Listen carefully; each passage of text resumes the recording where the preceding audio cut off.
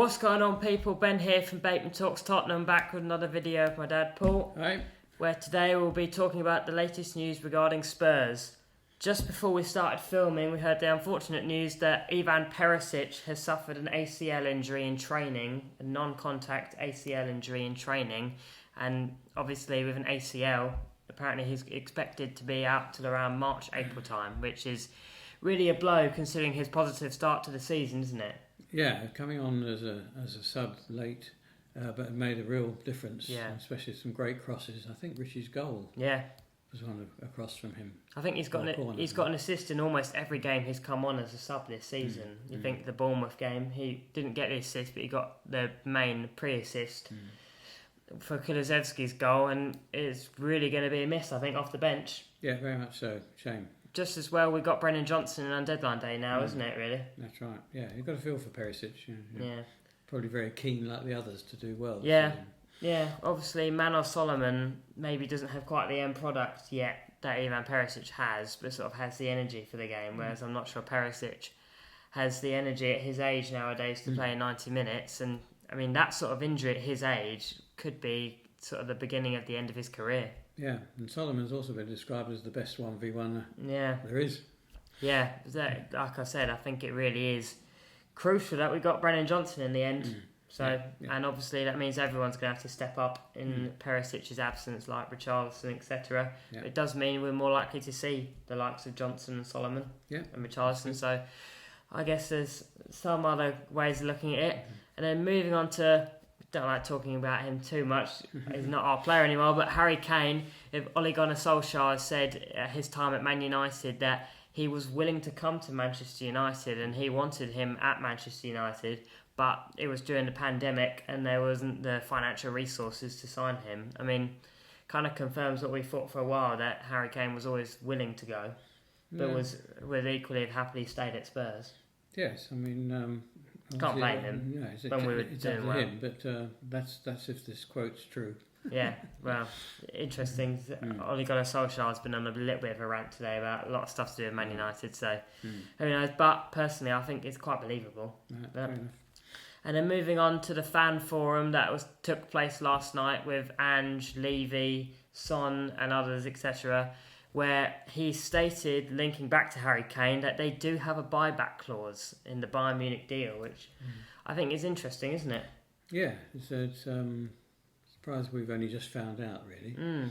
There were murmurs, but it was never came out as concrete information. A lot of people saying, do we need him back? Well, the thing is, it depends when that's active, and also, are we going to want Harry Kane back at 34, 35? Potentially, that's not really long-term planning for the club, is it? No, especially with generally the young players we've got now. People like Valise coming in, who played against Colchester last night. That's right. Yeah, I'll be honest. I think that would almost be taking a backwards step in terms of for the future. It'd be very much short-term. And personally, I'm not sure. It wouldn't surprise me if it happened, but do I think it's the right thing? It's a difficult one to judge, because if you're offered Harry Kane, you're never going to say no. But when you add the age factor in at that point, I think it would be a conversation to have, put it that way. And with the Colchester game last night, they won 5-0. There's a number of really good players in the under-21s. Jamie Donnelly. Sinzat Bell. Yeah. Lots of really fun players. So. Yeah, no, it was a very impressive performance, wasn't it? And back to the fan forum, Levy was also asked about the Super League, obviously, that happened a couple of years ago, where he said that it was meant to be a competition, like we know, alongside the Premier League, as sort of a replacement for the Champions League, which he then said we learned that was then going to be a disaster. And he's then said that, which didn't quite link, but he said that they now can't leave the Premier League without the Premier League's consent or the FA's consent, which I guess is a positive, isn't it? That not just Spurs, but all the clubs in England can't just leave the Premier League if they get something like the Super League come up, which obviously we don't want, do we? Obviously it wasn't explained well enough at the time. No, but I still think it was a bad idea. But equally, the new Champions League format for next season doesn't sound great either.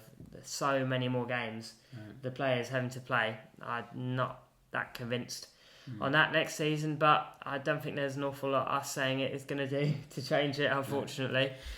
And then moving on to later on, Daniel Levy was asked about Mourinho and Conte and sort of the strategy at the club, where he said that they came very close to winning trophies. He claimed he wants to win trophies as much as everybody else. And he said that we came very close under Poch, obviously, lots of semi-finals and the odd final under Pochettino. And then the club, you can understand from their point of view, thought, okay, we want to get some trophies, we'll change this strategy. They've gone for some trophy managers, as the term is tossed about, in Mourinho and Conte. And he's fair enough to Levy. He's admitted that it was a mistake and it's not worked out, and that now they've gone for a manager of more attacking style of play and to sort of try and build a proper team that's going to be sustainable over the next couple of years, which sounds positive, isn't it? Yeah. Obviously, he said with Ange that he believes that we now have that, but the main thing is we've just got to back him. Yes, that's right. Yes, I don't know if you've seen his honeymoon speech. Yes. I think Ange, part of the massive appeal to Ange, like you're saying with his honeymoon joke about losing the players and everything that's happened at the club, is how well he's been in the media, and I think that's really helped his appeal. Everyone seems to like him. You see even rival fans saying he's a funny guy. Yeah, he's got a good sense of humour, and at the same time he's absolutely clear vision of what he wants. Yeah, but yeah, it's good that Levy's saying that they're trying to get it to work with Ange, and we've just got to hope that it happens. That's right. And then sort of to round it off, Son was also asked about, obviously with him being a new captain, the Arsenal game at the weekend, which is obviously going to be, well, a difficult one, you could say. And he said the usual that we hear every season, that obviously it's the biggest game of the season, Arsenal away, never easy, but you never know, we could get a result. Yes, and where are you watching it? I'm watching it around an Arsenal fan's house. I don't know how that's going to go, but we'll provide you with a match reaction after the game. Either we'll be sky high emotion or we'll be very depressed. Yeah, right. That's the way football goes sometimes, and we've got to hope. I think we've got more chance than ever before, past couple of years, but you never know. Yeah, we'll see. But anyways, thank you all for watching me and my dad on Bateman Talks Tottenham. Don't forget to like and subscribe. And as always, come on you Spurs!